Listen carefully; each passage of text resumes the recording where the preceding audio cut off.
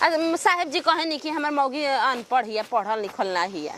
पहले का तो पांचवा में 5 बार फेल बनी त का पढ़ल ना हनी हम यही से यही से करियो अच्छा भैंस बराबर बा।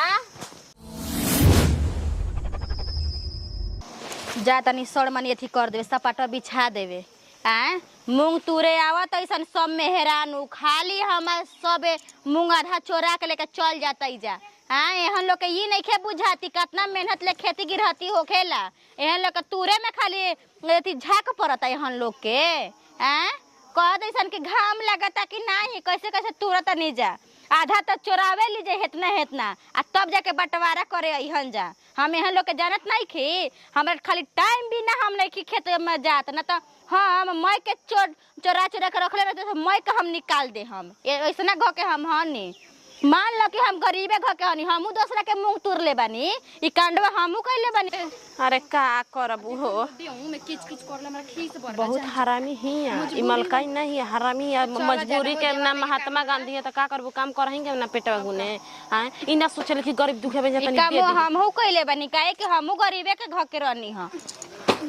टूट गइल हाय हम अबरे हां टूट हाय हमारा ये दादा हमार पहले हो जाए दो। पहले बैंक जैसा पसरिए ला तो ओकरा बादे मुंगो बटाई। मलकाई तनी आदमी बैठ ना सके। मीठा पानी तनी बतासा ले दी त पीएम जी पानी। यहाँ पानी पतर ना मिली, बस यहाँ बाटा तनी अपना अपना घरे दुआरे जा जा। बाटो बाटा हमारे बाटो जल्दी बाटो।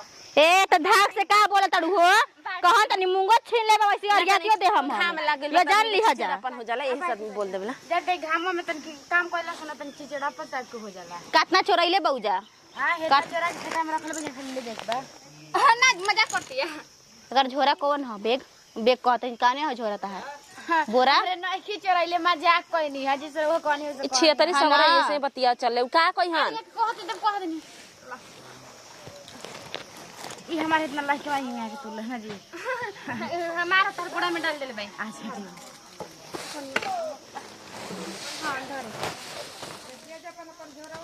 आई हो राम देख हम जी होनिया मत गिरा दे। लगाओ 3 गो लगाओ यही में खाली वाले 3 गो 5 गो कूदी लागी। पहला फर ह ठीक ना, हाय लास्ट फर ना के 3 गो कूदी लागी। हम 3 गो पताई कर रही ठीक बनू का 3 गो पतूर ले रही पर साल ना तू लास्ट में रहू तब जगह 3 गो पतूर ले रहू ठीक भाई। मुंह होखेला पहला को चाहे दूसरा को हां ना पहला फर ठहरेला, दूसरा लास्ट फरवा ना ठहरेला ठीक नु।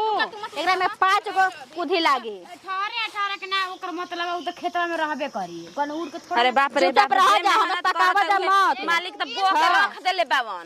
आए खाद भूसा कुछ मारही कने के खाली अपन जालन पटावला ना जालन। हमनी कने मेहनत करतन जाहो घामा में मरतन जा। नून गल जाला भौजी सब कमीनी नून गल जाला जे बेमानी करे। अच्छा है ना मुंगवा खाली छीट का चलाई नहीं, एकरा में पानी पतर खाद गुद ना दियाला ना।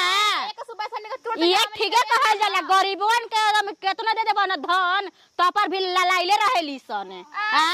जहां एकदम पारे हमर गरम भइल ना बचिया तुरंत खदेर दे मैसे ही। हां तू खदेलू हमनी के जैसे कुतुले में तो जानबो करलो हमरा के। ई यहां सब के ना बुझाला कि हमनिए के करनिया से यहां सब रोपतन जाए बनावतन। अपना मन से करबू का कहन तनी। हां मन से तुरे में अपना मन से ले। अच्छा अपना बुझा दे तार बाबू के हजा के तुरंत लेके चलाइलू। हां जा मत अभी हमरा तीनों ले ली है यार दोनों हाई हमने इतना दे दी है के तब हमने वही बंटवारा कर दी हमने में। अच्छा है ना अपन दिमाग अपने पास रख ठीक बा, हमरा पास मत देखाव।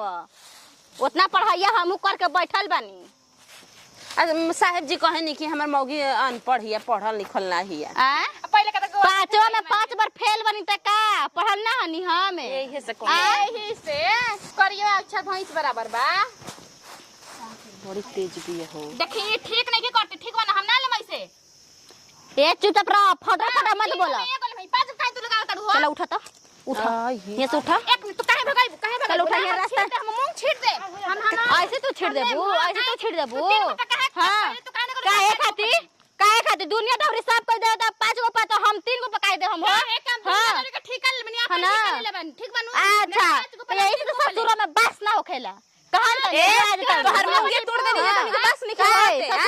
बोला मरद के लड़बू हमरा मरद से बस करइबू तू तुरंत थाना बोला देबी जीगवा ठीक बा। ये जान लिया जा दो कौड़ी का औकात नहीं खे आवा और करे हनी का तोड़ल बन जाएगा से ना इगा नहीं खिजती का जिगवा नहीं खन गलन होती नौकरी पर नौकरी पकड़न तो हाँ। भइयन उनके जे बैठे काम करवे के बेरी भेज देबे ली देबे के बेरी ई आ जली मालिक बन जाली हमनियो के नौकरिया ह हमनी के तो कटबू हम ना मानो चल शांत रह हटाओ ने हटा जा का हट जा कहां हट जा हटाओ ने किनारे ना हमनी के की बा पाछो कुछ एक गजब इलायची भाई हम तीन देख हमर पारा गरम मत करा जा ठीक बा सब को खदेर दे में जिगवा से हां तू खदरलू गजब एकदम भाई जा हम ले जती अपना घरे साहब जी हम त हम बात कर ले तो फरिया बचा हिया नहीं के जाएगा इस छोड़ा आ जा ऑफिस साहब जी तहार अइहन ना त बतिया ली ह जा ठीक ना चल उठा जा जा जा तू पहले काहे ना कॉल रखो हम तीन को अपना पास आज के बाद कहत नहीं तहन लोग खेत में हम ढुक गइलू जा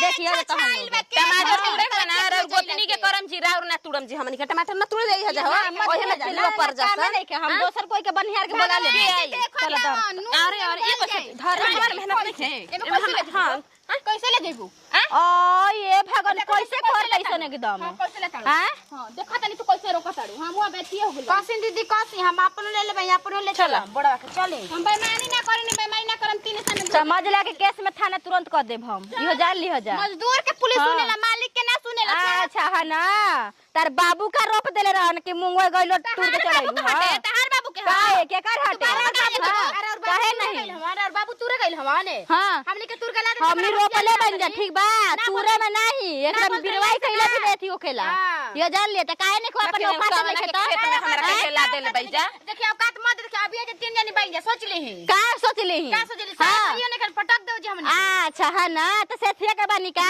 एक बैंक का बॉडीगार्डवा के खाली बोला देना तो तुरंत ही आ जाए बॉडीगार्डवा कुछ लागत होई हां लागत होई यार साहब भला ही नहीं हां साहब अच्छा मुहवा संभाल के बजन चप्पलवा उठाए तुरंत ही सब दे दे चप्पल उठावा त ये जान ले हम उठावा चप्पल ता डीएम बुलाओ अपन डीएम से राहुल जी हजूर हे जी वही मैम साहब क्या हो गया कहानी है कि बोरा इनके छीन के और बांध धर के और रास्ता ना पा देवे के बाद ना डेराय के नहीं खे दूध अब धराइयो के बा हम कहत नहीं हम ऑर्डर कइले बानी हां ए बड़ा जी बस देख ले हमर पावर